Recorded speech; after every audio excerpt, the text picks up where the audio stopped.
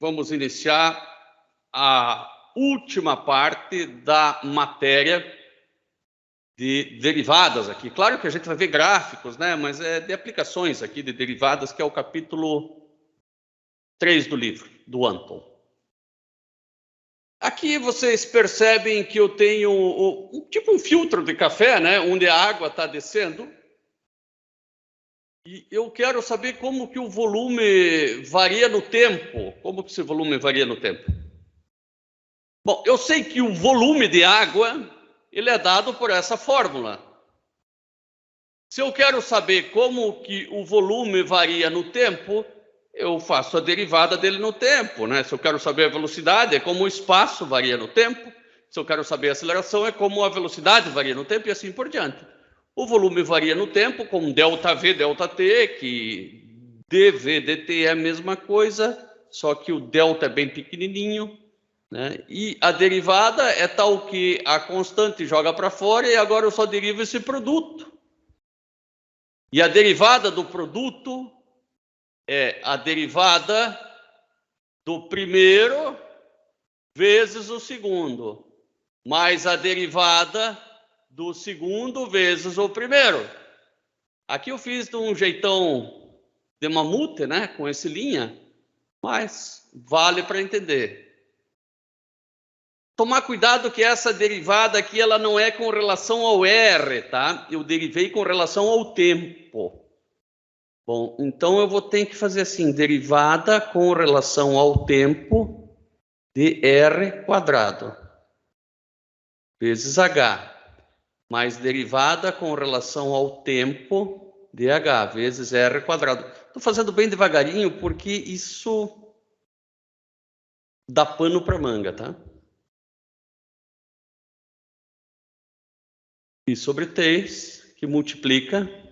Agora, dr dt não dá para fazer. Mas eu consigo fazer dr quadrado, dr, daí eu multiplico por dr dt. A famosa regra da cadeia. Vezes o h mais dh dt eu não consigo, né? Mas eu consigo fazer dh dt. Agora eu posso cortar esse com esse, né? Que daria o dh dt, que era o que eu queria, vezes r quadrado. Π sobre 3 igual. Esse vai ficar 2r vezes r' ou dr dt, né? Eu vou colocar aqui dr dt, vezes h, mais dh é 1, né?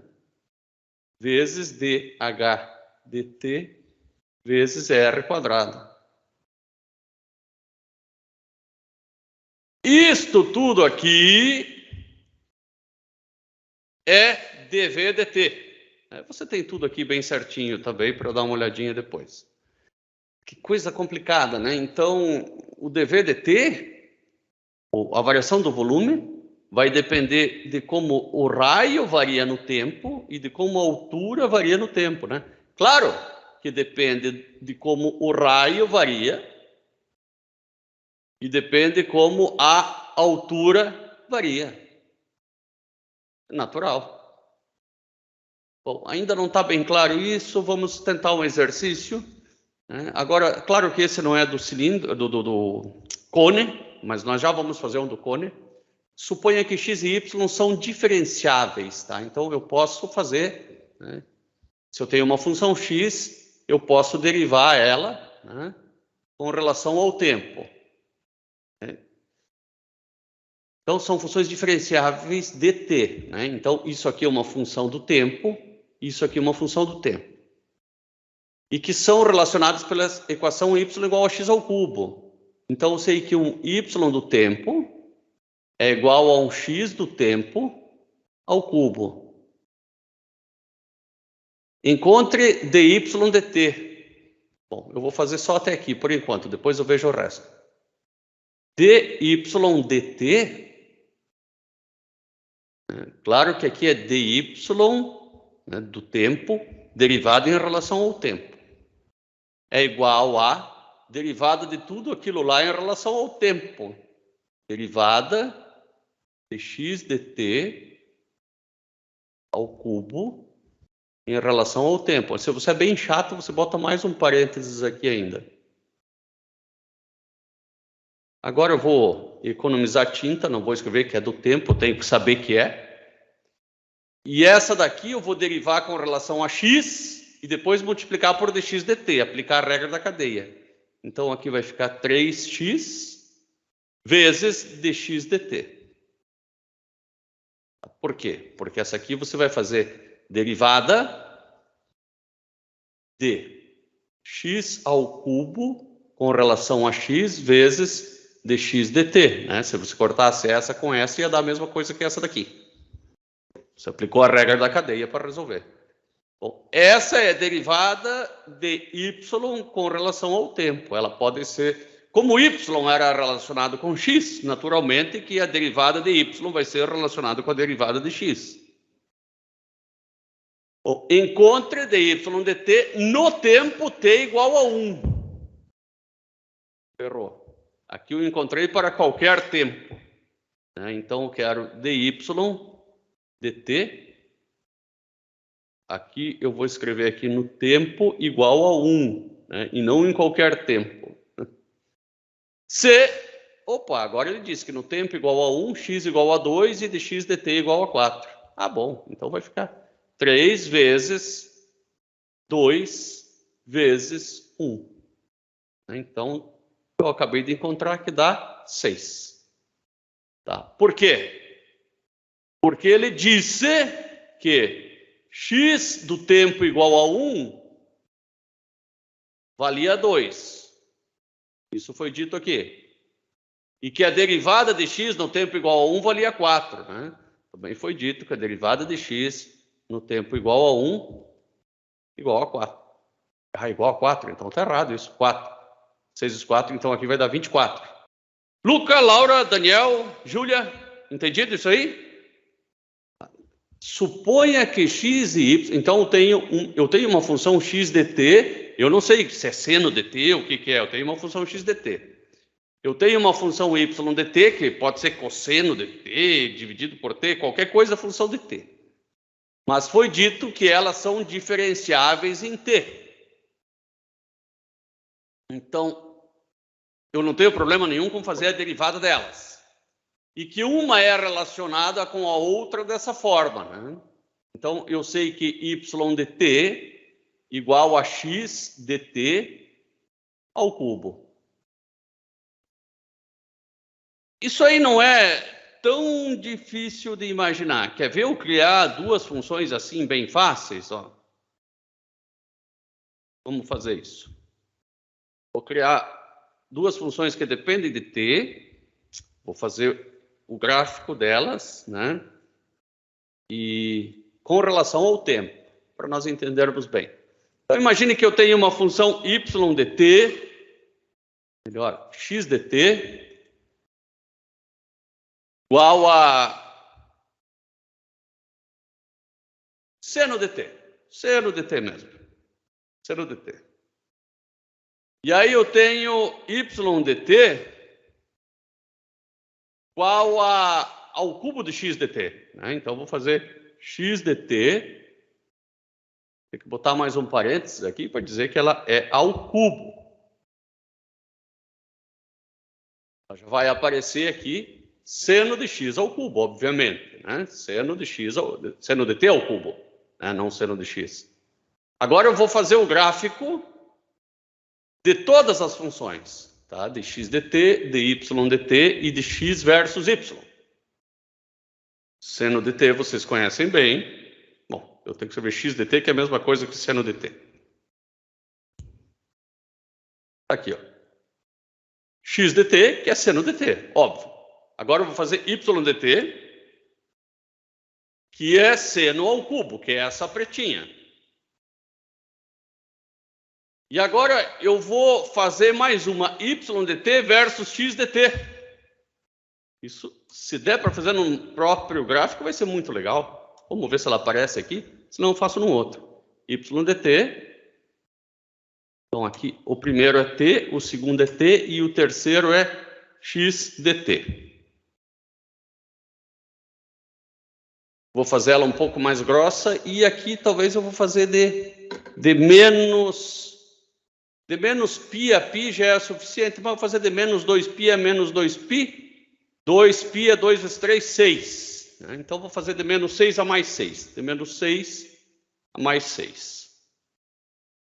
E esta vermelhinha aqui, que é y versus x, eu vou fazer ela um pouquinho mais espessa. Então, essa vermelhinha relaciona y a x. Essa azulzinha é o seno de t, e essa preta é o y, que é o seno ao cubo de t. Bom, o y igual a x ao cubo a gente sabe, né? Ele só está fluindo o gráfico e não está gerando muito... Não está me ajudando em nada. Eu vou tirar esse cara daqui. Vou deixar só essas duas. E agora eu vou colocar a derivada de x e a derivada de y. Vamos colocar o y em vermelho. Esse vermelho aqui. Esse aqui eu vou escolher o azul também. Porque depois a derivada eu vou fazer da mesma cor, só que pontilhada. Agora deu certinho, deu esse amarelinho, feio pra caramba esse amarelo, eu vou colocar ele como azul. E tracejadinho, para eu saber que é derivada, né? Então, a derivada do seno é o cosseno, tá certinho, né? Pode ver, porque o seno é, a inclinação é zero, e aqui deu zero a derivada. A inclinação é negativa e aqui deu negativa, né? Se você pegar aqui, ó, a inclinação a inclinação do seno, né? Tá muito alta, né? E a derivada é máxima. Eu vou fazer a derivada do y também. Luca, por enquanto você está entendendo aí que estava antes mais ou menos o que eu estou fazendo aqui, ou está muito confuso? Não, tá indo. Tá indo? Tá. Agora eu vou fazer aqui a derivada do y de t, né, que já é uma coisa mais complicada, tive que aplicar a regra da cadeia. Eu peguei esta corzinha aqui e um pontilhadinho. Aqui já ficou um gráfico bastante difícil de entender, né? Mas percebo que o pontilhadinho vermelho é a derivada desse, né? Coisa que eu posso ver que aqui a derivada é zero também, né? Que aqui a derivada é zero, que aqui a derivada é negativa, né? Que aqui a derivada é positiva, tá certo? Enfim, eu tenho funções do tempo e as derivadas dessas funções do tempo. Claro que eu não tenho essas funções aqui. Eu tenho funções genéricas que eu desconheço. E essas funções, elas estão relacionadas, né, de forma cúbica. Né? No tempo eu não sei como elas são, mas eu sei que y igual a x ao cubo. Aí se pede quanto que é a derivada de y com relação ao tempo. Daí você vai fazer a derivada de y com relação ao tempo. Aí você descobre que vai dar 3x vezes dx dt. Se y e x se relacionam por essa fórmula, a derivada de y com relação ao tempo se relaciona dessa forma com a derivada de x. Não é a derivada direta, tem que multiplicar por 3x. É só isso. Aí pede-se quanto que vale a derivada de y no tempo igual a 1. Né? Então, derivada de y no tempo igual a 1 é igual a 3 vezes x no tempo igual a 1, vezes a derivada de x no tempo igual a 1 com relação ao tempo. Bom, isso vai dar 3 vezes o x, nesse tempo 1 vale 2. Tomar cuidado que aqui é 3x², essa derivada, né? Ó. Derivada de x ao cubo é 3x².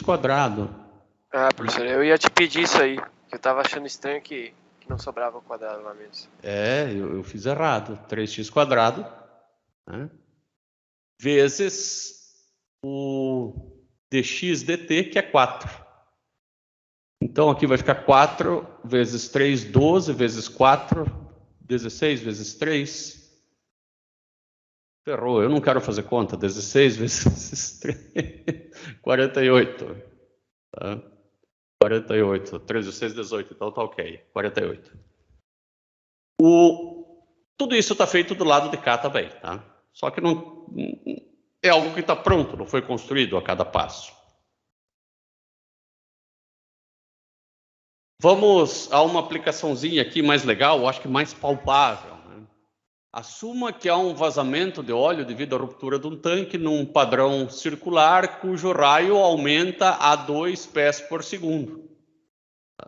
Se o raio aumenta a 2 pés por segundo, né, você está dizendo ó, que a variação do raio no tempo é igual a 2 pés por segundo. Né? Olha aqui, unidade, unidade, não pode ser diferente. Quão rápido a área do vazamento aumenta quando o raio é 60 pés? Eu não faço ideia. Né? Eu quero dA dt. Eu só sei quanto que é A. Né? A dt é igual a π vezes R dt ao quadrado. Só sei que A é igual a πr ao quadrado. Agora, dA dt eu vou ter que calcular. dA dt é igual a π, agora vem aqui, ó, derivada de tudo isso aqui com relação ao tempo. Eu vou fazer com relação a R vezes dr dt. Então, 2R dr dt. Por quê? Porque você não sabe fazer a derivada do raio ao quadrado com relação ao tempo. Você só sabe fazer derivada do raio ao quadrado com relação ao R. Né? Aí você multiplica por dr dt, porque isso aqui é exatamente a mesma coisa que isso aqui. Agora sim, você tem como a área varia com relação ao tempo.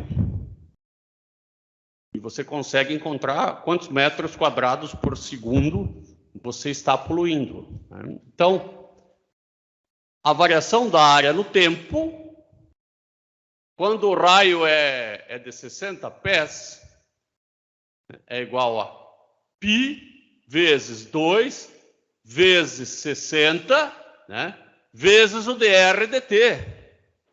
O dr dt é constante, é 2 pés por segundo. Então, vezes 2. Tudo isso aí vai dar 2 vezes 60, 120, 240. 240 vezes π, né? 240 vezes 3, 600 e lá vai pedrada, né? Pés quadrados por segundo. Essa aplicação, creio, né? Júlia, Daniel, ficou bem mais tranquila, né? Ficou. Essa. Legal. Então, aqui você tem também o mesmo exercício resolvido. Agora vem uma, não que seja tão difícil, mas é que a gente não entende tanto de beisebol. Na verdade, eu nunca entendi esse esporte. Eu só sei que um cara dá uma paulada e ele sai correndo e evita de levar uma bolada. Mas não é necessário entender o jogo inteiro para entender esse exercício aqui. Então vamos usar o exercício, um diamante, né, uma quadra de beisebol, ela é quadrada, cujos lados têm 90 metros de comprimento. Tá, então é 90, 90, 90, está até desenhado aqui o 90. Suponha que um jogador correndo da segunda base para a terceira, que é esse cidadão aqui, tem uma velocidade de 30 metros por segundo. Então a velocidade dele é constante. Agora, a velocidade, ela, pelo menos da física clássica, a gente não está trabalhando com física relativística aqui, ela é com relação a alguém. Então, a velocidade desse jogador com relação a esse jogador da terceira base, né? Vamos desenhar um cidadão aqui que está aqui.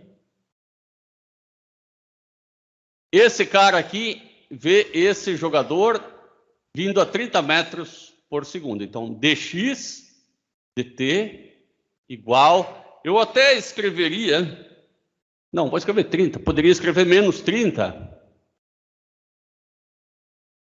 porque ele está se aproximando. Ou considera o módulo também, não tem problema, só que fique claro, né? Que ele está se aproximando. Melhor deixar menos 30. Agora, para esse cara aqui, parece difícil de engolir, mas ele não está a menos 30, ele está a outra velocidade.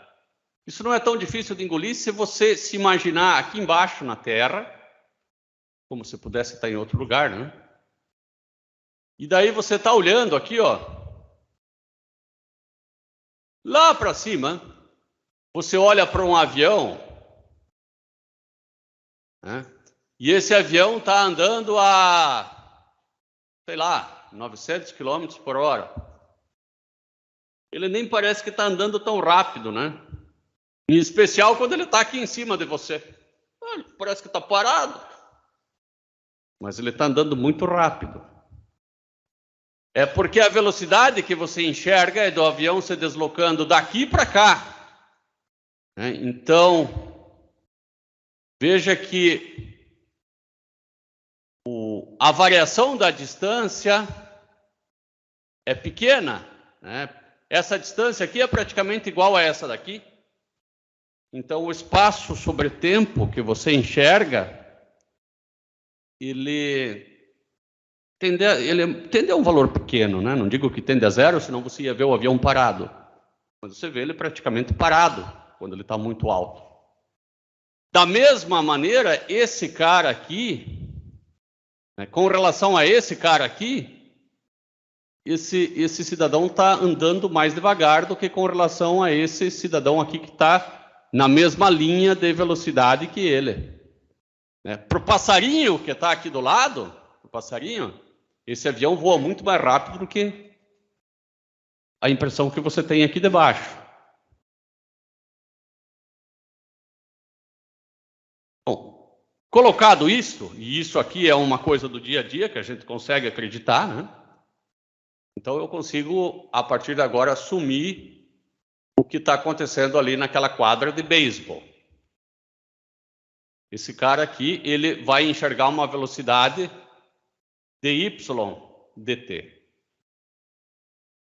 E com sinal negativo. Também, por quê?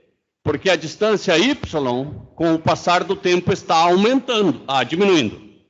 Né? Aqui ela era 1, aqui ela é menor, e quando ele chegar na terceira base é menor ainda. Claro que se ele passasse da terceira base para lá, ia começar a aumentar e a velocidade ia ficar positiva. Bom, suponha que o jogador está correndo da segunda para a terceira, 30, né?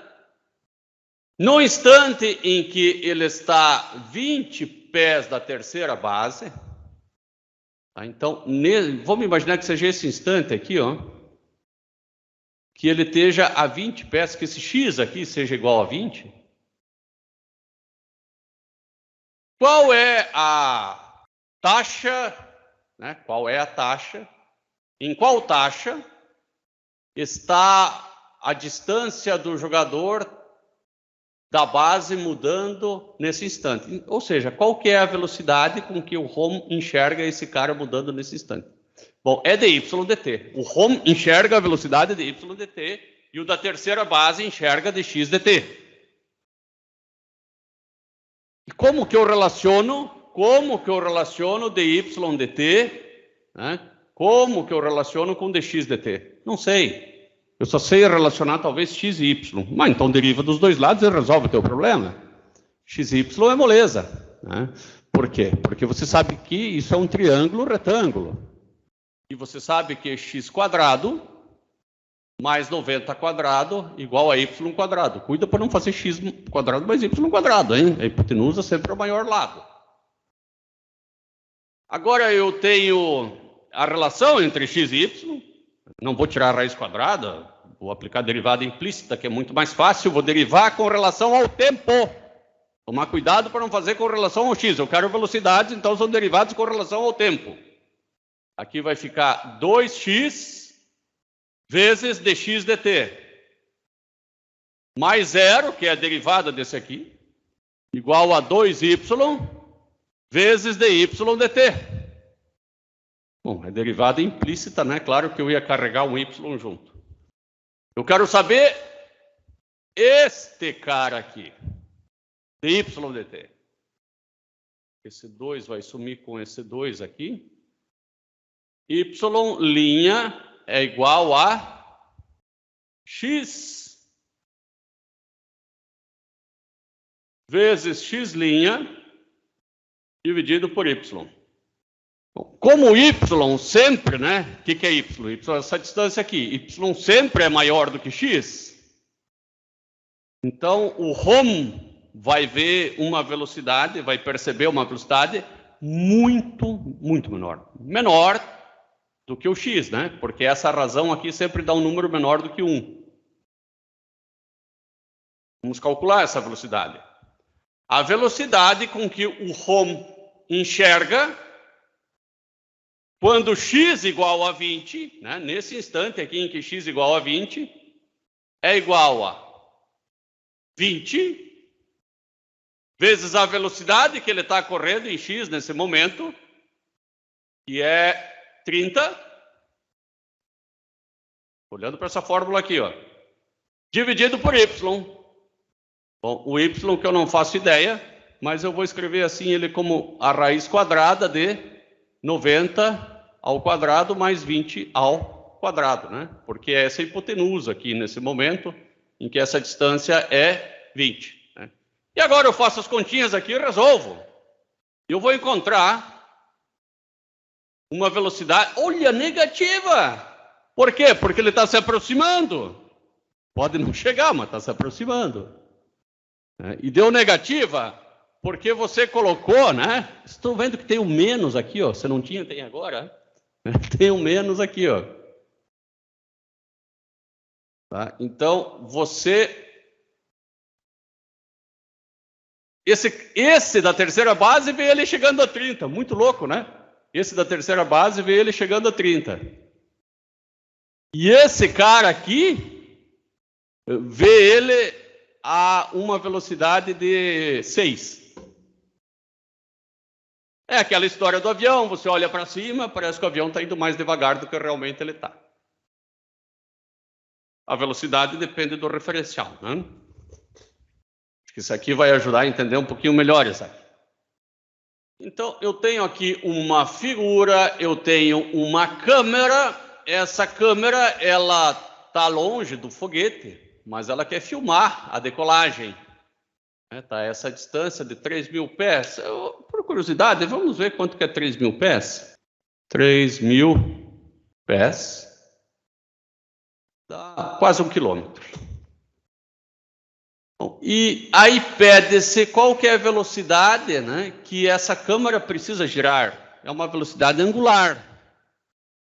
Então é um d, vou chamar aqui de dθ dt. Então, são radianos por segundo, graus por segundo. Nós queremos saber qual que é a velocidade que essa câmera... E essa velocidade é variável, não pode ser fixa, né? Porque conforme o foguete estiver indo bem alto, ela não precisa mais nem girar, porque ela não pode passar de 90 nunca. Eu tenho que descobrir essa velocidade com que a câmera gira e num momento muito especial, quando ele tiver a 4.000 pés de altura. Bom, eu não sei nem relacionar θ com a altura, quanto mais a variação. Não, θ com a altura você sabe, pensa um pouco. Isso é um triângulo retângulo. Pensa mais devagar, pensa mais devagar. Essa altura aqui é variável, chama ela de y, que é mais fácil. Essa distância não muda, essa é sempre 3.000. E essa aqui é a hipotenusa. Eu vou deixar quieto a hipotenusa agora, por enquanto, porque... Bom, eu coloco um H de hipotenusa. E esse é o θ. Eu me lembro de seno, cosseno, tangente. Eu vou pegar uma grandeza que envolva sempre esse lado constante aqui, porque vai facilitar a minha vida. Quanto mais constante forem as coisas, melhor. E o seno me parece uma... O seno não, a tangente, né? Y dividido, né, o seno seria esse dividido por aquele. Também, a tangente me parece mais fácil, que esse Y fica em cima. Então, tangente de θ é igual a cateto oposto dividido pela hipotenusa. Agora sim, eu relacionei o θ com a altura. O θ depende do tempo, assim como a altura depende do tempo, né? E eu quero o dθ dt. Meu amigo, então, deriva dos dois lados com relação ao tempo. Você vai ter um dθ dt. Quer ver? Qual que é a derivada da tangente de θ com relação ao tempo? É igual a derivada da tangente de θ com relação a θ vezes dθ dt. Ó. Eu tinha muita dificuldade de entender isso quando fiz cálculo 1. Espero que vocês não tenham, porque eu estou dando bastante ênfase na regra da cadeia. Eu estou derivando dos dois lados com relação ao tempo, né? Então veja que se eu cortar esse com esse, seria como se eu estivesse derivando em relação ao tempo. Igual a 1 sobre 3.000, que é a constante, vezes dy dt. Claro que eu poderia fazer dy vezes dy dt, mas ia terminar só com dy dt também. A derivada da tangente de θ com relação a θ é secante ao quadrado de θ. Tira de uma tabelinha. Vezes dθ dt, que eu vou chamar aqui de θ'. Igual a y' sobre 3.000. Agora você achou dθ dt. Dθ dt é igual a y' sobre 3.000 vezes secante ao quadrado de θ. Você acabou de encontrar o quanto o ângulo varia no tempo. E aqui é pedido num tempo muito específico, quando a altura for 4.000. Então, θ', né, quando o y for igual a 4.000, é igual a velocidade nesse momento, né, e a velocidade nesse momento foi dada, né, era de 880, dividido por 3.000, vezes a secante ao quadrado de θ. Bom, eu tenho que saber quanto que é a secante ao quadrado de θ, né? Eu não sei nem o θ nesse momento, mas nesse momento eu sei que tem, aqui é sempre 3.000, né? E aqui vai ser 4.000 nesse momento. Corta esses 3 zeros com esses 3 zeros, é o mesmo triângulo. Eu sei da relação de triângulo-retângulo, né? Que aqui é 3, 4, 5, né? Qualquer coisa faz a soma dos catetos ao quadrado e tira a raiz. E a secante de θ, ela é o inverso do cosseno, né? O cosseno é 3/5, a secante é 5/3. E aí você faz essas continhas aqui na calculadora, e você vai chegar nesse número aqui, ó, 0,11 radianos por segundo. Se você pegar esse 0,11, multiplicar por 180 e dividir por 3,14, você vai chegar que essa é a velocidade com que a câmara gira, 6 graus por segundo. E agora vamos voltar para aquele primeiro da aula de hoje, bem motivacional aqui, ó.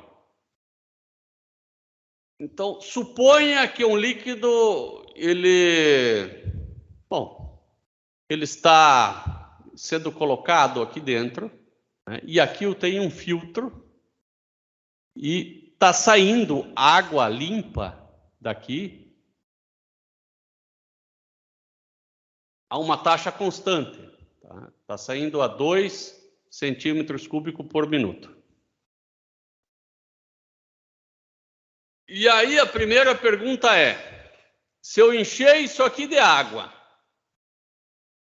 e conforme isso for esvaziando, né, ele está esvaziando a 2 centímetros cúbicos por minuto, talvez você esteja sugando isso aqui para que saia numa taxa constante. A pergunta é, e a altura? Ela varia de forma constante, vamos mudar a pergunta, ó. Se a variação do volume do líquido aqui dentro, ela é igual à taxa de saída, obviamente, se a variação do volume do líquido é de 2 centímetros cúbicos por minuto, ou por 1 minuto, que é a mesma coisa, a variação da altura no tempo, ela é constante? Sim ou não? Se a variação do volume no tempo é constante, a variação da altura no tempo é constante também? O que vocês sentem? Podem olhar para esse desenho, ó. Aqui eu tenho, né, vamos supor que aqui eu tenha 2 centímetros cúbicos. Aqui eu tenho os mesmos 2 centímetros cúbicos. Está saindo a 2 centímetros cúbicos por minuto a água.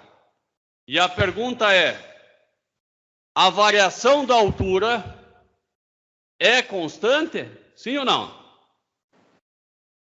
Creio que não. Não, né? Porque vai afinando, né? Aí sai menos, sai mais água, né? A altura vai sair mais, né? Exato, vai afinando, exatamente. E para sair o mesmo volume, né? Tem que ter mais altura para compensar a redução do raio. Perfeito, perfeita explicação. E aí depois pede-se, né? Para a gente achar o quanto a altura varia no tempo. Né? Então, vamos confirmar essa nossa conclusão. O volume, nós já sabemos qual que é o volume de água que cabe dentro de um cone, né? O volume que cabe dentro de um cone é πr ao quadrado vezes h. Isso é dentro de um cilindro, né? De um cone, eu tenho que dividir tudo isso aqui por 3. Porque cabe 1/3, né? Cabe em 3 cones dentro de um cilindro. Eu conheço dV/dt. dV/dt deu igual a 2. Agora, meus irmãos, se eu fizer dV/dt aqui, vai sair uma fórmula muito complicada. Nós fizemos ela no começo, né? Que dV/dt, vou fazer ela rapidamente agora aqui, ela seria π sobre 3, que multiplica. Agora, só vou fazer esses dois aqui, derivados. Então, a derivada do primeiro, 2R vezes R', porque é com relação ao tempo, vezes o segundo. Mais a derivada do segundo, que é dH/dt, vezes a derivada do primeiro. Isso aqui vai ficar muito louco. Não, talvez não seja a melhor saída. Agora, vocês vejam que existe uma relação entre o raio e a altura, porque... E é uma equação de reta essa relação entre o raio e a altura. Né? Especialmente se eu colocar o eixo XY aqui, ó. Se eu colocar o eixo XY aqui, né, eu digo que esse é o eixo do raio e esse é o eixo da altura. Aqui eu tenho 0 e 0.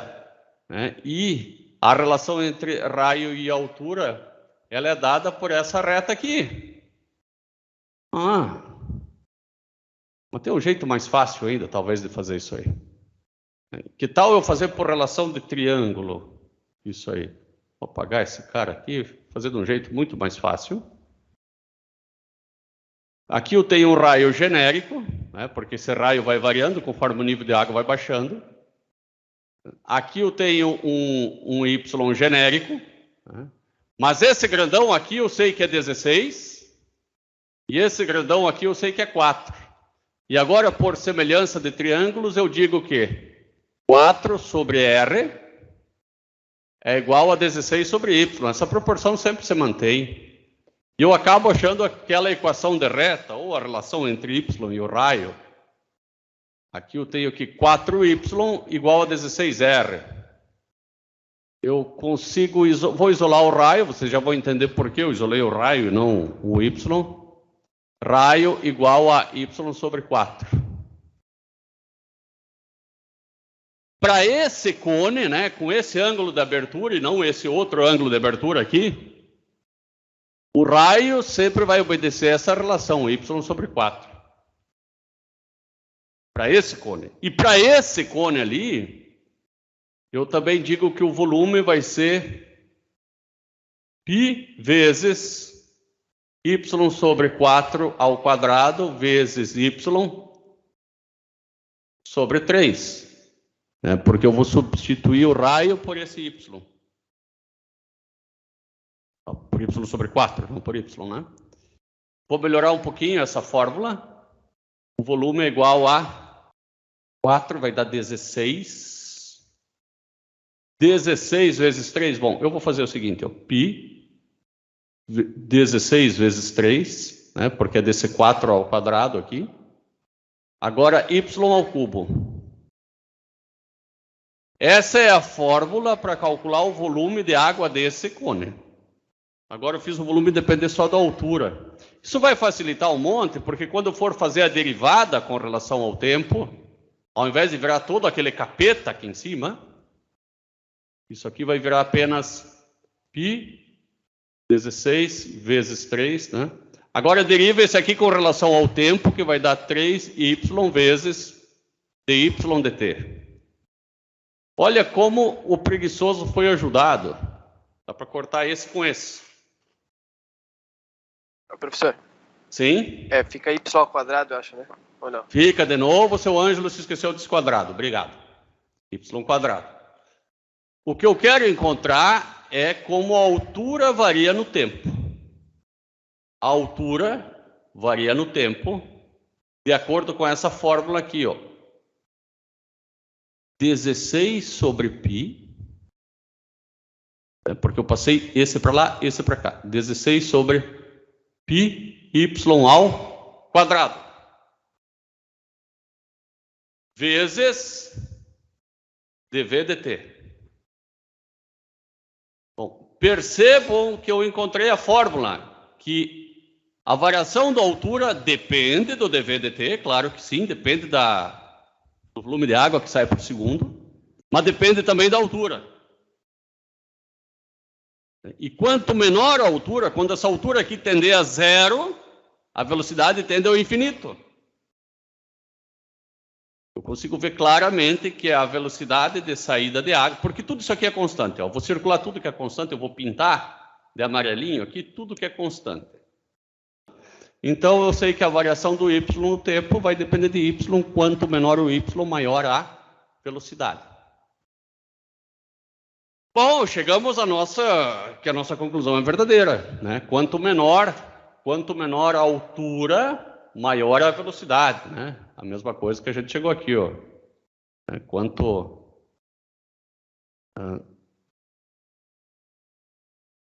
Eu digo velocidade de variação da altura, né?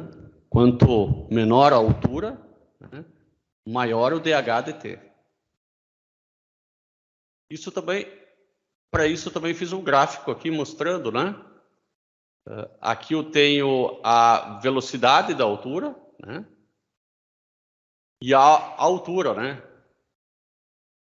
Quando a altura estiver próxima a zero, né, a velocidade vai ser bastante grande. Ela está negativa porque está para baixo, tá? Ou porque a altura está diminuindo também. Agora, quando a altura for grande, né, que aqui a altura está de 16, né, praticamente não varia a altura com o tempo. Eu acho que é um exercício legal. Antigamente, os carros, bem antigamente, tá? Os carros tinham o tanque de combustível assim, bastante cônico. Então o pessoal percebia, no começo parecia que o carro era econômico, meu Deus do céu, né? E da metade para baixo a gasolina acabava de uma vez, claro, porque o tanque era cônico, né? Então, aqui na letra C pede-se qual é a taxa de mudança na profundidade, ou seja, quanto que é o dy dt? No instante em que o cone está com a altura de 8 centímetros de água, né? Então você imagina como se aqui você tivesse agora 8 centímetros. Aí você vai pegar aquela formulinha que você encontrou antes, né? que é esta formulinha aqui, exatamente igual a esta que nós encontramos aqui, ó. Aqui está 16 sobre πy², será aqui? Está 32 sobre πy², nós fizemos alguma coisa, a gente deu alguma bobeada aqui. Ah, tá, a nossa fórmula está certa, não erramos em nada, é porque a nossa fórmula está assim, ó, dy dt igual a 16 sobre πy² vezes dv dt. E o dv dt é menos 2. Menos 2 centímetros cúbicos por segundo. E o menos 2 com o menos 16 é que vai dar esse menos 32. Agora, pede-se, quando nós temos uma altura de 8 centímetros, você só coloca o 8 aqui no lugar desse y. E você vai descobrir que a variação da altura é de 16 centímetros por minuto. Nesse momento. Se você tivesse colocado num outro momento, a variação da altura poderia ser maior ou menor. Vamos fazer para outras alturas. Vamos fazer para várias alturas aqui. Aqui. Agora eu vou fazer para outras, né? Vou fazer para... Vamos supor que quando a altura seja bem alta, tá? Vamos fazer V de 80. Olha aqui, ó, praticamente não varia. Se fosse de uma altura aí enorme, ó, isso aqui é praticamente 0 vezes 10 a menos 11. Agora coloca uma altura bem pequenininha. Coloca uma altura de 0,1 ou 0,8. Olha, já começa a descer numa velocidade bem maior. Tanto é que o gráfico é esse aqui, né? Quanto menor a altura, maior a velocidade. Flávia, você poderia me dizer o que é uma derivada? O que você acha que é, pelo menos? Seria uma variação, talvez? Uma variação? Sim, tem tudo a ver com uma variação. Uma variação. Na verdade, é a divisão de duas variações, né? Você divide uma variação em y por uma variação em x. Então, se você pega, por exemplo, esse pontinho aqui, né? Se você pega esse pontinho aqui e mais um pontinho aqui para frente, né? E divide a variação em y pela variação em x. Esse aqui é um delta y e esse é um delta x. Aí você vai fazer o quê? O limite de delta y sobre delta x, quando delta x tende a 0, né? Então, é a divisão de duas variações. A variação, ela é o diferencial. Tá? Então, esse é o diferencial em x e o diferencial em y. Diferencial é uma diferença. Tem até uma peça no automóvel que se chama diferencial, que ajuda a fazer curvas. Faz com que uma roda gire mais devagar do que a outra. Porque se você virasse a direção e a roda de fora girasse a mesma velocidade que a roda de dentro, isso ia te dificultar muito mais para fazer uma curva. O carro seria bem menos estável, derraparia bem mais fácil. Agora, se eu olhar uma funçãozinha aqui, ó, fizer um zoom, né, bem pertinho desse ponto, isso aqui parece uma reta, né? Parece uma reta, né? Em qualquer ponto, pertinho de qualquer ponto, qualquer curva parece uma reta. Interessantíssimo isso. Daí a pessoa vem e diz, olha, eu posso aproximar nesse ponto essa função por uma reta, né? Apesar dessa função ser uma parábola, né, pertinho de qualquer ponto, né? É claro que eu não posso aproximar essa função aqui, ó, por essa reta aqui, mas posso aproximar ela por essa outra reta. Isso é alguma vantagem? Sim, isso é alguma vantagem, sim. E qual que é a equação dessa reta, né? Qual que é a equação dessa reta? Bom, tem tudo a ver com derivada, né? Você pode começar da equação da reta, né? Você diz que y menos y0 igual a inclinação vezes x menos x0. Por fim, você escreve que y é igual a y0 mais a inclinação vezes x menos x0. Aí você encontrou essa famosa fórmula aqui, ó, que é a fórmula de aproximação linear local, né? Você aproximou por uma reta próximo, localmente. Então, y é igual a y0 mais a derivada, naquele ponto x0, né? Tudo isso aqui é o m, vezes x menos x0, que é o ΔX. Tá. Na prática, né? Vamos ver na prática o que é isso. Bom, imagine que você queira calcular a raiz de 1,1. Você só sabe a raiz de 1. Né? A raiz de 1, você sabe que é 1. Mas a raiz de 1,1, você não sabe quanto que é. É um valor um pouquinho maior do que 1. Né? E eu vou encontrar ela porque 1,1 está próximo de 1. Está muito próximo de 1. Eu vou usar aquela equaçãozinha lá, uma equação da reta, né? Eu vou achar, na verdade, não é bem, né? Não é bem o valor da raiz de 1,1, é um pouquinho maior, né? Se fosse a raiz, por exemplo, de 2, né, eu ia estar encontrando esse valor aqui, ó, ao invés da raiz de 2. Eu vou usar a aproximação linear local para calcular a raiz de 1 e a raiz de 2. Agora, eu digo que...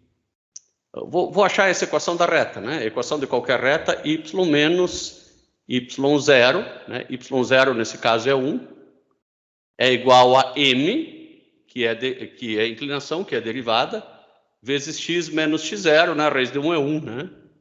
Pronto. Achei a equação da reta. E a equação da reta me diz que y é igual, passa para o outro lado, 1 mais o m. O m é a derivada da raiz de x, que é 1 sobre 2 raiz de x. 1 sobre 2 raiz de 1, né? Porque eu estou achando a inclinação nesse ponto 1, e multiplica x menos 1. A equação da reta vai ser 1 mais 1 meio de x menos 1. Essa reta, ela é igual à curva y igual a raiz de x, aqui pertinho, né? Quanto mais longe do ponto x igual a 1, mais errado vai estar o meu resultado. Então, vamos fazer para 1,1. Né? Então, raiz de 1,1 é aproximadamente igual a essa reta. 1 mais 1 meio, que multiplica 0,1. Nós vamos chegar à conclusão que a raiz de 1,1 é mais ou menos 1,05. Se você fizer numa calculadora, você vai encontrar 1,04888, né? E deu esse 1,05. Eu vou fazer a raiz de 2. A raiz de 2 já tem um errinho associado, né? Mas só para ver, né? Raiz de 2, eu não sei por que eu decorei essa inutilidade. Mas um dia eu decorei, 4,1, 4,2, 135, 6,2, 3, 7, e depois eu não sei mais. Vou calcular raiz de 2, essa aqui é bem longe, né? Não é tão aproximado, né? Não é tão próximo de 1, é igual a 1, ele vai ter que dar um valor maior, né? Vai dar mais ou menos 1,5, 1,6. 1 mais 1 meio, né? Que multiplica 1, né? Que é 2 menos 1. E olha aqui, ó, que isso aqui já deu 1,5. Bom, 1,5 até que é um valor aceitável, né? Para estar tão longe assim do 1. Então, essa aproximação linear local, ela me facilita muito a vida.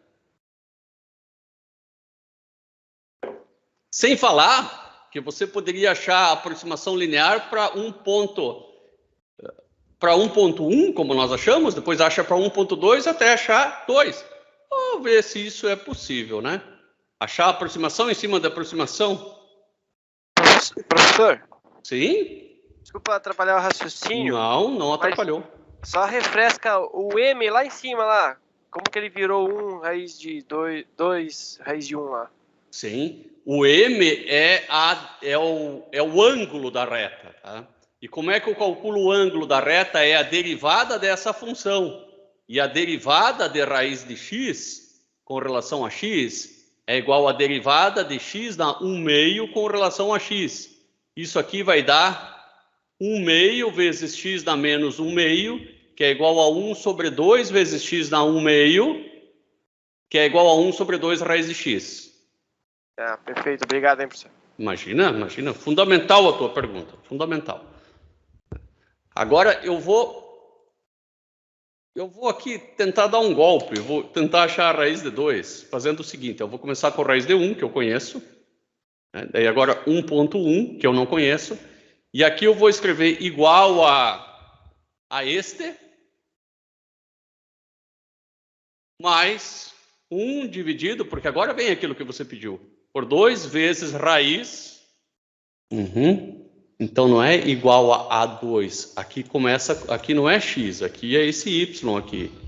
É igual ao y mais 1 sobre 2 raiz de x, que é o próprio y, né? O raiz de x, mais a 3 menos a 2. Agora sim, ó, 1.42, ó. Eu poderia colocar aqui um delta bem menor, né? Eu vou colocar um delta aqui de 1 vezes 10 a 3 agora, menos 3. E vou tentar ir até 2, só para ver se ele, né, chega no...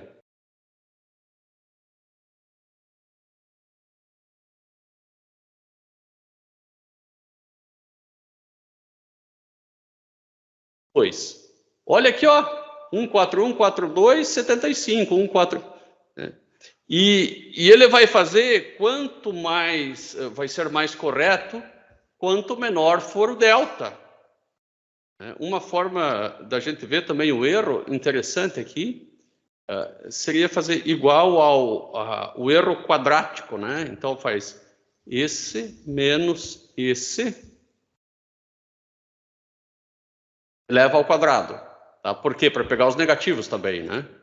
E lá em cima, aqui embaixo, eu vou somar todos eles, ó, igual a soma. Né? Eu tenho a soma dos erros elevado ao quadrado. Olha aqui, ó, a soma dos meus erros ao quadrado, né? Deu bem pequenininho. Eu vou tirar a raiz para ter uma ideia do erro médio. Porque essa é a soma dos erros ao quadrado, né? Uma ideia do erro médio, ó, deu 0,01. Então ficou legal minha aproximação sucessiva. E é assim que o computador faz para calcular as raízes, tá? Claro que ele usa números muito menores do que 0,01. Ele não tem uma tabela com todas as raízes. O que achou disso aí, Luca? Legal? Legal, eu já não sei, mas interessante, né? Quando vocês começarem a criar uma satisfação, assim, começar a ficar feliz por pouco, como se diz, né? Com uma coisa dessas, aí vocês já têm certeza da maluquice de vocês, tá? Então, quando vocês começarem a gostar disso aí, é porque vocês já não se encaixam mais na sociedade direito, tá? Daí vocês já estão bem engenheiros. Isso vai acontecer ao longo do passo, viu, Luca e turma toda. Tá? Vocês vão ver que tem piadas que só vocês vão entender. Agora, imagine que isso eu fiz lá para o raiz de x e para o seno de x. A pessoa sabe que o seno de 0 é 0 e quer saber qual que é o seno de 2 graus. É um ângulo bem pequenininho, né? Bom, y igual a seno de x e eu quero transformar para y igual a x mais b. Então, eu vou fazer y menos y0, que é 0. Eu quero fazer a aproximação no 0, né? Seno de 0 é 0. Igual a m, x menos x0. Equação da reta, só isso. Né? X então, eu tenho aqui, ó. Esse é a aproximação para o seno de 0, né? Próximo a seno de 0, né? Então, vou escrever aqui, ó. Isso é para próximo a seno de 0. Essa reta, ela só é válida próximo, né? Aqui, ó. A reta que nós vamos encontrar, né? Que é esse y menos 0 igual a m x menos x0, que é essa daqui. Ou x menos 0, que seja. Nesse caso, x0 e y0 são 0. Bom, o m é o ângulo, é a inclinação, é a derivada. A derivada do seno é o cosseno. Então, vou ficar aqui y é igual ao cosseno, né? E o cosseno de 0 vezes x menos 0. Né? Cosseno de 0 é 1. Então, quer dizer que y igual a x? Sim, y igual a x. Qual que é o seno de 2 graus? Será que é 2? Não pode, né? O seno não pode ser maior do que 1. O problema é que eu não posso colocar graus, porque graus não é unidade de ângulo. Alguém inventou isso aí, mas a unidade de ângulo é radiano, que faz algum sentido. Assim como temperatura, só Kelvin que faz sentido. Por quê? O que é temperatura? É a agitação das moléculas. O que é agitação? É quanto ela se mexe. Existe se mexer negativo? Claro que não. Por isso que não tem como ir para o zero negativo. Então, a única temperatura que faz sentido é o Kelvin. A única unidade que faz sentido para ângulo, apesar da gente usar outras, é o radiano. Então, eu tenho que escrever isso aqui em radianos. Seno de 2 vezes π sobre 180. Agora você vai fazer 2 vezes π dividido por 180 e vai descobrir quanto que dá em radianos. Então, você sabe que o seno de 2 graus é igual a 2 vezes π sobre 180. Eu vou ver quanto que dá isso aí, porque eu estou curioso. 2 vezes π, que é 3, né? 3,14 sobre 180. Isso vai dar 0,035. Se você jogar na calculadora, né, que ela está preparada para tirar o seno de 2 graus, ó, 0. Olha que maravilha, hein? Deu na tampa. Que aproximação boa. E aqui eu tenho, né, o seno de 2 graus, né, com um pouquinho mais de casas, né? E o que nós encontramos? Que também não é 35, tem mais. Olha, ele foi longe igual, cara. Na verdade, esse aqui é o do computador, 34, até 34 deu certo, né? Daí é 8,9. Pô, mas 899 é praticamente igual a 9 também, pelo amor de Deus. Foi muito longe igual. Bom, passado isso, para Flávia eu perguntei da derivada e ela me falou do diferencial, que é uma variação, né? Claro que para eu calcular essa tangente, né, Flávia, o que eu tenho que pegar 2 pontos da curva, né? Esse aqui não está na curva, esse não está na curva. Né? E daí eu tenho 2 diferenciais aqui tendendo a 0. O problema é que tendendo a 0, aí vem a fé, né? Horas é 0, horas não é 0. Isso aí é o fim da picada. Como assim? Né? Então, vamos imaginar essa função aqui, y igual a x quadrado. Né? A derivada, né? Ou seja, a variação, como essa função varia, né? A taxa de mudança, né? Quantos y varia, portanto, x vale 2x. Você poderia querer achar quantas vezes o de y é maior do que o de x. Né? É 2 vezes x vezes maior, né? Então, veja que o de x, que louco, né? O de x tende a 0. O de y tende a 0. Só que ele é 2 vezes x maior, ou menor, depende do valor de x, né? Melhor pegar uma reta para entender isso, tá? Eu vou imaginar agora aqui, ó, vamos apagar todo esse slide, vamos pensar numa reta.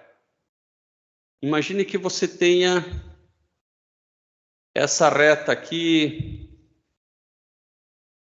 Aqui, vou desenhar aqui. Essa reta aqui. Y igual a 2x mais 1. A derivada da reta, né, ela vai ser 2, né? Deriva isso aqui, vai dar 2. Então, você sabe que o dy da reta é 2 vezes o dx da reta. Quer dizer que para cada dx que você anda para cá, você anda 2 dx para lá. É constante, é constante. Já esse de cá não é constante, né? Porque, por exemplo, para o ponto x igual a menos 2. Ponto x igual a menos 2. Lembre-se que dy igual a 2x dx. Então, para o ponto x igual a menos 2, dy igual a 2 vezes menos 2 vezes o dx. Então, para o ponto menos 2, ia, seu Ângelo, menos 2 daqui, ó. Ia. Para o ponto menos 2, né, você vai ter, se você pegar essa tangente aqui, ó, a inclinação é tal que, para cada x que você vier para cá, você desce 4y. Para cada, né, para cada dx que você vier para cá, você desce 4 dx. Né, porque dy igual a menos 4 dx. Veja que dx tende a zero e dy também. Só que é um zero maior do que o outro. Isso é doido. Mas é assim que funciona. Agora, se você pegar aqui no ponto x igual a zero, né, você vai descobrir que o dy é igual a 2 vezes 0 vezes o dx. Aqui o dy é zero mesmo. É o único lugar em que o dy não sobe nem para cima nem para baixo. Subir para baixo, né? Não existe isso. Bom, então, essa relação aqui vai depender da função. O fato é que o dy vai ser sempre igual à derivada vezes o dx. Isso é verdadeiro. Bom, vamos trabalhar mais isso. Então, seja a função y igual a raiz de x, né, encontre as fórmulas de ΔY e de dy. Bom, a de ΔY é tranquilo, né? ΔY, a gente sabe que é y2 menos y1. Então, eu vou escrever aqui, é y2 menos y1. É só isso, né? Ou você pode dizer também que ΔY é igual a f de x2 menos f de x1. Né? Ou melhor ainda, ΔY, né, é igual a f de x mais ΔX menos f de x. Talvez essa aqui seja mais fácil de entender. Tá? Isso é ΔY. Né? É o f de x mais ΔX. Se eu chamar esse cara de x, por exemplo, aqui, ó, esse aqui é o f de x. Se essa distância aqui for ΔX, esse cara aqui é o x mais ΔX. E esse outro ponto aqui, não o da reta, esse ponto da curva, né? Trabalhando só com os pontos da curva, nem existe reta ainda. Né? Esse aqui é o y2, né? Que é o f de x mais ΔX. E o ΔY é esse cara aqui. Legal. Isso para mim ficou claro. Agora eu quero encontrar o dy. O dy também não é difícil, né? Porque eu sei que dy dx é igual a 1 sobre 2 raiz de x. Né? Porque é a derivada desse cara ali. Né? E eu tiro que o dy é igual a dx sobre 2 raiz de x.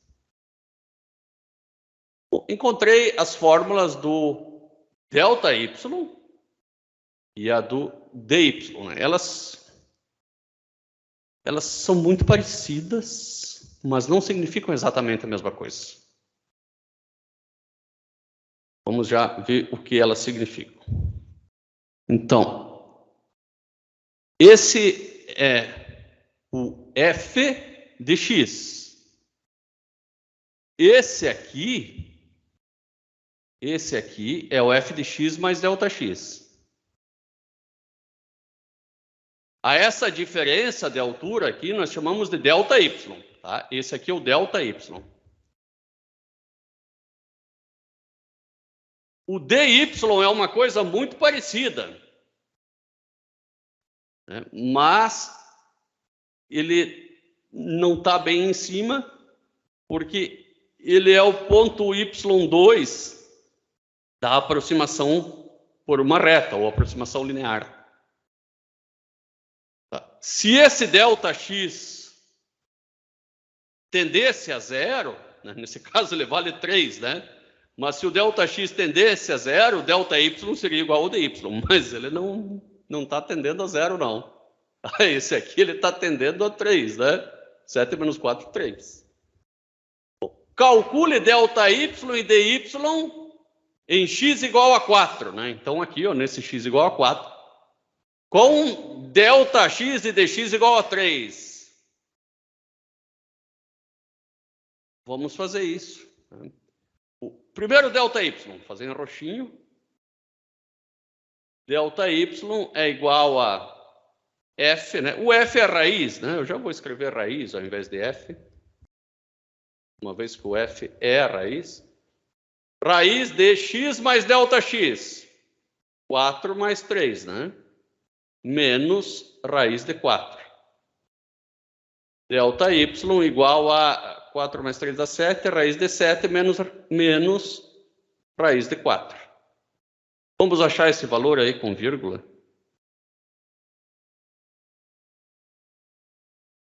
Raiz de 7 menos raiz de 4.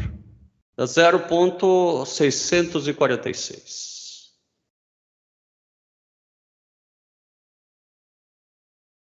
Isso é ΔY. E agora o dy.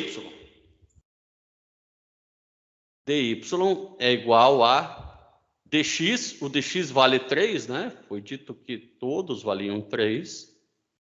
Sobre 2 vezes, eu quero no ponto 4, 2 raiz de 4. Né? Então, 3 dividido por... Esse vai dar para fazer, né? 3 dividido por 4.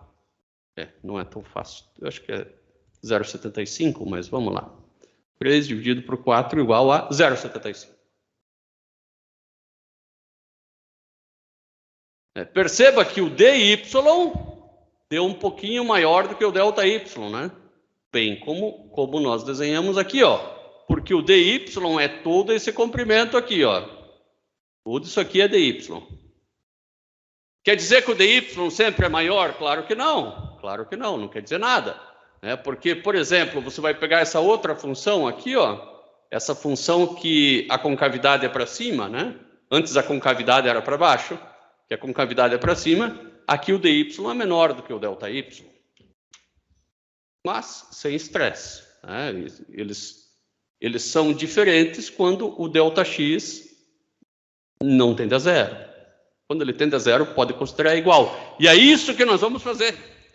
Nós vamos fazer eles, né? Apesar daqui eu ter encontrado resultados um tanto diferentes, né? Mas também com ΔX tendendo a 3, né? Agora eu vou, a partir daqui, considerar dy igual a ΔY.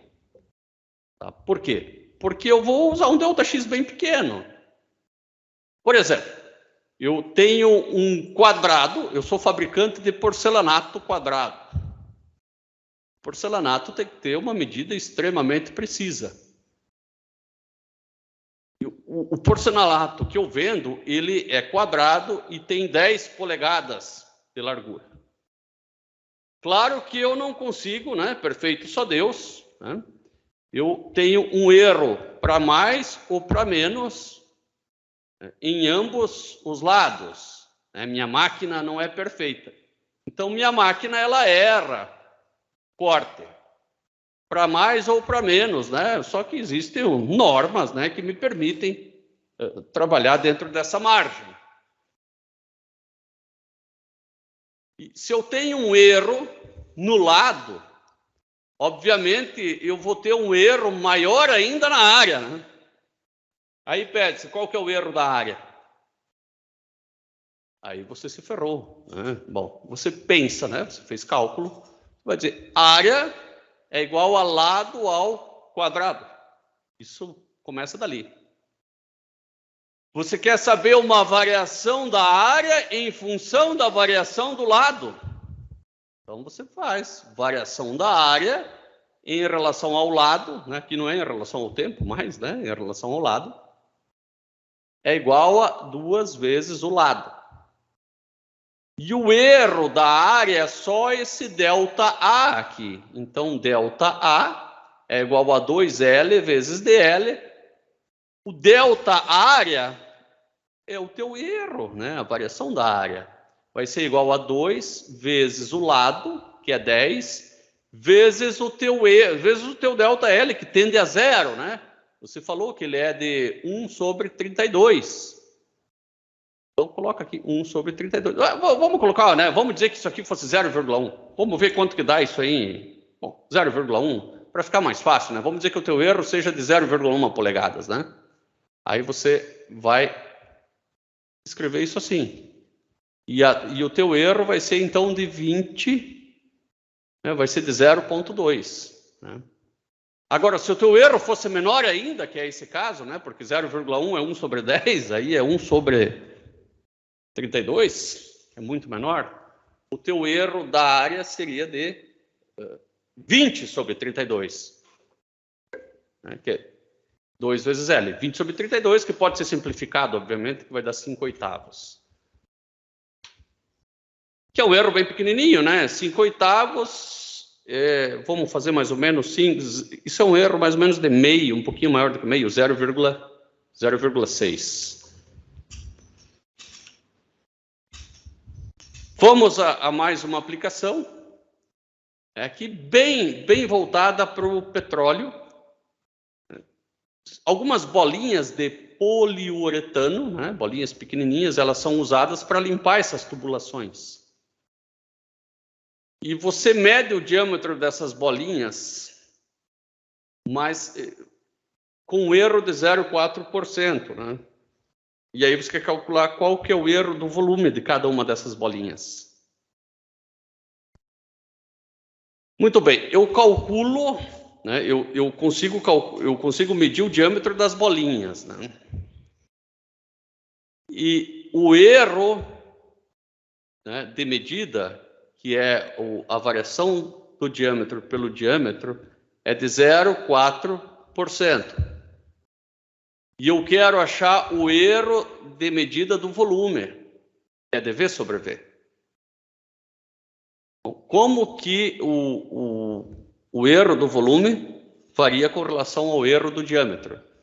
Eu sei que o volume de uma esfera é 4/3 de πr ao cubo. Então, vai ser 4/3 de π vezes o raio, que é o diâmetro sobre 2 ao cubo. Vou representar melhor esse volume aí, vai ser 4 vezes π sobre 3 vezes 8, né, que é 2 ao cubo, vezes x ao cubo. Esse aqui é o volume em função do diâmetro e não em função do raio. Agora eu vou ver como que o volume varia com relação ao diâmetro. Apenas faço uma derivada, né? 3 vezes 4 vezes π sobre 3 vezes 8 vezes x ao quadrado. O que eu quero é como o erro, né? Como vai ficar o erro percentual. É claro que o erro percentual tem tudo a ver com o erro absoluto, né? Então, talvez para ficar mais fácil, eu passe esse dx para lá multiplicando. Eu vejo que o erro do volume, aqui é o erro absoluto e não percentual, é igual a 3 vezes 4 vezes π dividido por 3 vezes 8 vezes x quadrado vezes dx.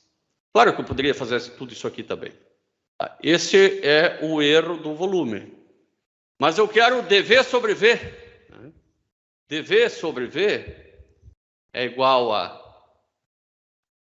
o que eu tenho ali, 3 vezes 4 vezes π sobre 3 vezes 8 vezes x quadrado vezes dx, dividido por 4/3 de πr ao cubo. Aqui eu vou fazer o mesmo que eu tenho lá em cima. E daí depois eu começo a cortar esse com esse com esse, né? Esse aqui com esse aqui, e eu descubro que a variação do volume, né, o erro do volume, é igual a 3 vezes o erro do diâmetro. Se o erro do diâmetro é de 0,4, o erro do volume vai ser de 0,12%, né? Isso aqui é 0,4, foi dado. Então, o dV sobre V igual a 1,2%. Daniel, ficou bem mais fácil? Ficou, professor. Agora deu para entender. Legal, legal. E agora nós vamos aprender a fazer limite de um jeito muito mais fácil. Mas muito mais fácil, que é a regra de L'Hopital. Lembre-se que existiam funções que davam aqui tipo 0 sobre 0. Né? São inúmeras as funções que dão do tipo 0 sobre 0 e não é tão fácil achar o limite. Mas o limite é o valor da função quando ela chega bem pertinho de determinado valor. E se eu substituísse a função pela equação de reta correspondente dela, porque eu quero só naquele pontinho bem pertinho, ela pode ser aproximada por uma reta, né? E vocês se lembram bem, né? Que essa função, ela pode ser substituída, né? Né? Então, vou colocar aqui f de x é igual a f de x0 mais a derivada nesse ponto x0 vezes x menos x0.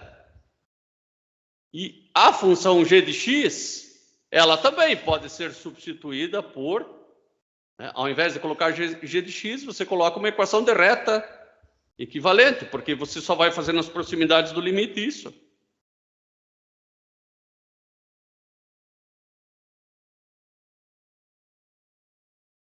Então, você substituiu aqui a aproximação linear local. E quando o x tende àquele valor, como esse limite era 0 sobre 0, esse primeiro vai dar 0. E esse aqui vai dar 0. Só sobrou a segunda parte da aproximação linear local. E aí você ainda vai poder, porque é no mesmo ponto a aproximação, você vai poder cortar esse com esse. E você descobriu que o limite dessa divisão, apenas quando for uma indeterminação do tipo 0 sobre 0, é igual ao limite da derivada, né, da derivada de uma sobre a derivada de outra, né, porque você fez o limite das aproximações locais. Ah, isso me ajuda? Meu como ajuda. Meu como ajuda.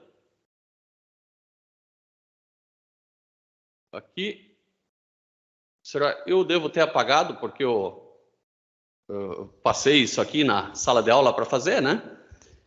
Imagine que o cidadão queira calcular esse limite aqui, ó. Esse limite ele dá 0 sobre 0, né? Só substitui 2 aqui, dá 0 sobre 0. Uma forma legal de fazer ele é por L'Hopital, né? Aplica a aproximação linear local, que a gente já viu que na prática é só fazer a derivada do de cima dividido pela derivada do de baixo. Limite quando x tende a 2, né? De 2x dividido por 1. Pronto. Esse limite vai dar 4. Será que é verdade? Eu vou calcular esse limite por força bruta agora. Limite quando x tende a 2 de x menos 2, x mais 2. X menos 2. Esse até aqui está facinho, né? Deu 4. Então, fica mais uma forma aí de fazer limites, né? E de um jeito bem mais fácil. Vamos fazer mais uns? Escolher uns um pouco cabeludos aqui para fazer? Eu vou começar com... Vou fazer o E e o F, tá? Vou começar pelo E. Esse limite aqui vai dar 1 menos 1, que dá 0, né? 0 dividido por 0. Então, posso aplicar L'Hopital. Então, limite, quando x tende a 0, deriva em cima e deriva embaixo. A derivada do de cima, a derivada do cosseno menos seno, com menos vai ficar mais. Então, aqui vai ficar seno de x, dividido por 2x. Continua 0 sobre 0. Ninguém disse que eu não posso aplicar L'Hopital mais uma vez. Então, L'Hopital de novo. A derivada do seno é o cosseno. E a derivada do 2x é o 2. Que maravilha, ó. Esse limite vai dar 1. E se não tivesse L'Hopital, ia ser bem mais difícil, não quero nem saber. Vou fazer esse f agora aqui. Primeiro eu vou ver se ele dá indeterminação do tipo 0 sobre 0, né? Esse aqui, se você dá uma olhadinha, é igual ao limite quando x tende a infinito, né? De 1 sobre x na 4/3, né? X na 4/3, sobre seno de 1 sobre x. Bom, se x tende a infinito, isso dá 0, seno de 0 é 0, 1 sobre infinito dá 0, isso vai dar 0 sobre 0, posso aplicar L'Hopital. Então, limite quando x tende a infinito, deriva em cima e deriva embaixo. Em cima vai ficar menos 4/3 de x na menos 4/3 menos 1. Menos 4/3 menos 3/3, né, que é menos 1. Isso vai dar menos 7/3. De x na menos 7/3. Não sei se isso vai me ajudar, né? Derivada do seno de u é cosseno de u. Então, cosseno de 1 sobre x. Vezes du de x. Eu aplico a regra da cadeia. A derivada de x na menos 1 é menos x na menos 2. Esse menos eu já vou jogar para fora. Igual a menos o limite quando x tende a infinito. Aliás, esse menos com esse menos vai dar mais, ó, esquece. 4/3 é que eu posso jogar para fora, é o que eu vou fazer. Esse 4/3 ali. 4/3. Agora eu tenho x na menos 7/3 e x na menos 2. Então eu vou fazer x na menos 7/3, né, menos o expoente de baixo, mais 2. Só que 2 é 4 sobre 2, né? Não, mas aqui eu tenho que fazer 3. Então, eu vou multiplicar por 3, é 6 sobre 3. É só uma malandragem aqui para ter o mínimo, né? Para poder somar direto. Dividido por cosseno de 1 sobre x. Né? Não estou aplicando L'Hopital, só estou fazendo conta. Igual a 4/3 do limite, quando x tende a infinito, de x elevado, aqui vai ficar menos 1/3, sobre cosseno de 1 sobre x. Dá para melhorar ainda um pouquinho, igual a 4/3, vezes o limite, quando x tende a infinito, de 1 sobre raiz cúbica de x, que é x na 1/3, né? Vezes cosseno de 1 sobre x. Agora eu vou substituir x igual a infinito. Se eu substituo x igual a infinito, cosseno de 0 é 1. Raiz de infinito é infinito, esse limite vai dar 0. Então, ficou uma maneira legal, né? Uma maneira bem legal de calcular limites, derivando em cima e derivando embaixo. Aqui eu tenho todas as respostas, né? A resposta dos dois últimos, ó, 1/2 e 0. Vamos ver quanto que deu os nossos. 0. E aqui o seu Ângelo colocou 1, mas é 1/2, ó, porque cosseno de 0 é 1, né? Eu me esqueci de dividir por esse 2 que estava aqui.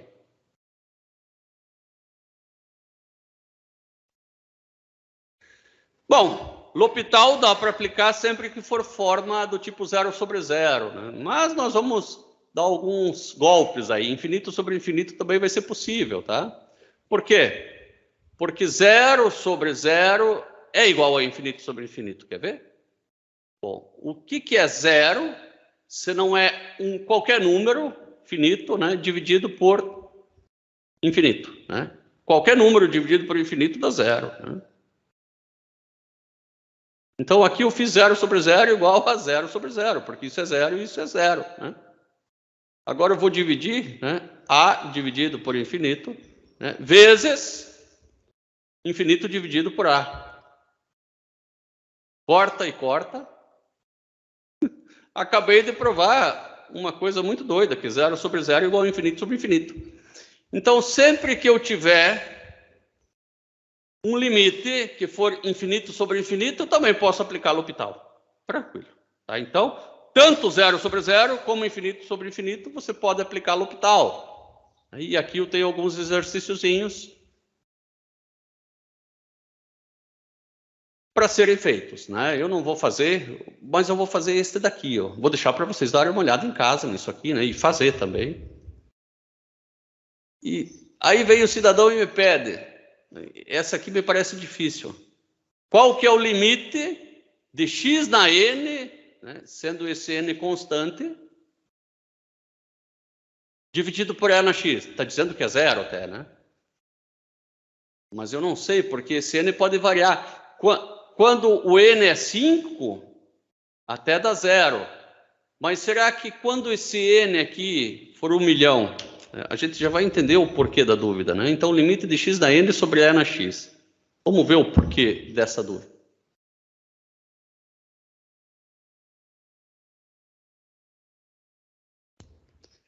Eu vou fazer o gráfico aqui de x elevado na 10. E aqui x. Vou fazer de 0 até 10, e não de menos 10 até 10. De 0 até 10. Ele vai bem longe. Agora eu vou fazer o gráfico de e elevado a x.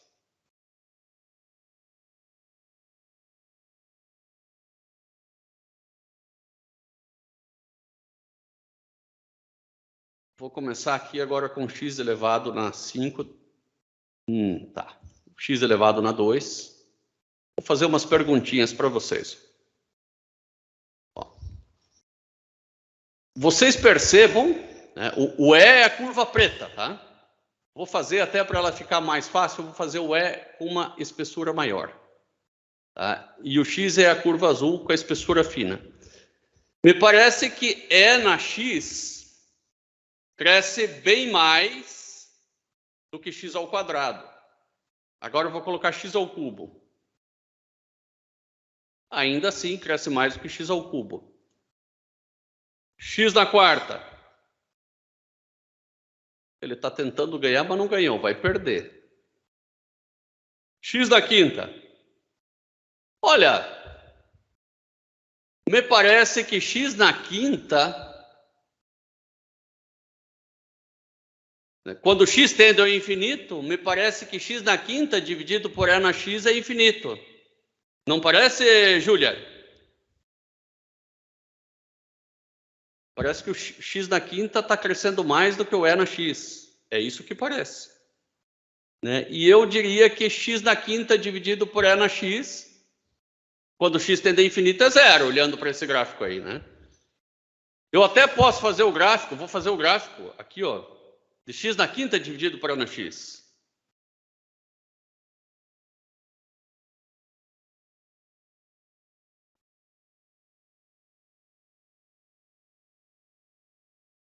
É esse vermelho.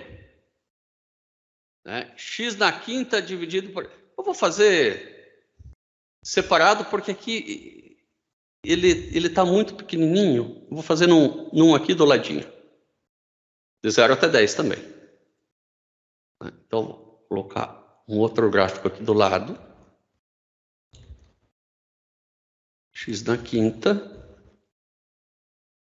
dividido por E elevado na X. Esse cara aqui eu vou tirar.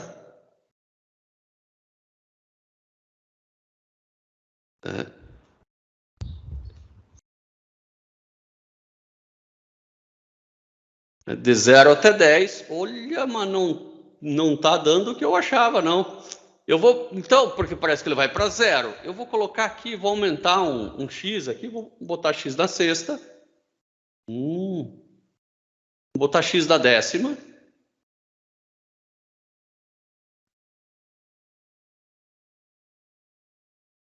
Aqui eu também tenho que botar X na décima, né? Senão não vai dar certo. X na décima. Eu vou botar x na 50 de uma vez. E aqui eu vou botar x na 50.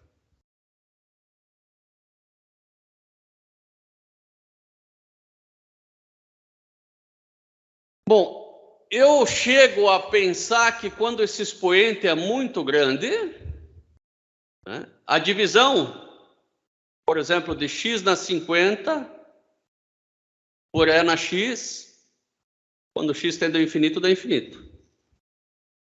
É o que parece. Bom, eu vou ver se isso é verdade, né? Porque no olho parece. Eu quero calcular, então, qual que é o limite de x na 50 dividido por e na x, quando x tende ao infinito. Porque x na quinta sobre e na x eu tenho, eu sei que vai dar 0. Mas eu tenho a impressão que se esse x ao invés de 5 fosse 50, a história poderia ser diferente. Então você aplica L'Hopital, né? Porque isso aqui vai ser do tipo infinito sobre infinito, você aplica L'Hopital. Isso aí vai ficar o limite, quando x tende a infinito, de 50 vezes x na 49, né? Dividido por e na x. Não ajudou nada, né? Aplica L'Hopital de novo. Daí vai ficar 50 vezes 49 vezes x na 48 sobre e na x. Não adiantou nada, aplica de novo. 50 vezes 49 vezes 48 vezes x na 47 sobre e na x, né? Porque a derivada de e na x é na x. E assim você vai fazendo até chegar à conclusão do fatorial aqui, né? Isso aqui vai virar o expoente fatorial e você vai ficar x na 0, né?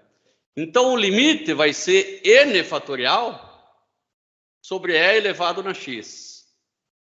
Bom, como esse n sempre é finito, por maior que seja, né, vai ficar uma grandeza finita, nem que seja enorme, dividido por infinito. Sempre vai dar 0. Pô, mas não é isso que o gráfico está mostrando. O gráfico está mostrando que ele vai para o infinito. Mas experimenta, ao invés de colocar 100 aqui, coloca uns 10.000. Ele volta para 0. Eu vou colocar menos que 10.000, vou tentar colocar 1.000 para ver. Ó. Ele volta para 0. Esse aqui começa crescendo mais rápido. Vou colocar aqui 1.000. Vou colocar menos para mostrar o que eu quero mostrar. Vou colocar assim? Não, vou colocar mais. 500, talvez ajude. 500 já é demais. 300. Agora o outro já foi demais, então 250. Olha, até 250 a potenciação cresceu mais do que o outro, né? Agora eu vou ter que colocar uns 280, mas chega uma hora, ó, que esse aí, ele começa a aparecer, ó. Ele começa a crescer com mais vontade, né? 290. E agora ele já cresceu um monte a mais, que a potência nem aparece.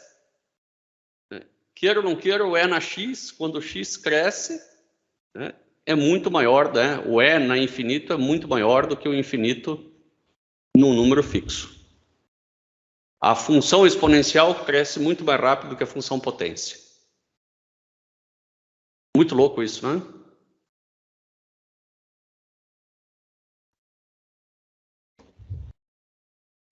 Meus caros, eu acho que por hoje tá bom, tá? Eu não vou passar mais formas indeterminadas, né? O objetivo da aula de hoje foi aprender taxas e aproximação linear local, que são aquelas aproximações por reta que valem apenas próximas a um determinado ponto.